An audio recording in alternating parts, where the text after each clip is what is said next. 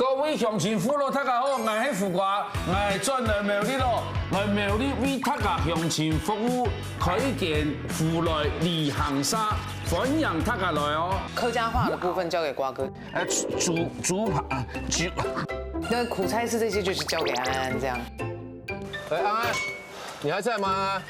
那我个人的部分就是帮大家规划行程。那要先带大家才体验一下一个客家汤圆。哦，是的吗？我们是观光团，我们不是劳改团，好不好，各位？哦，小心小心。对。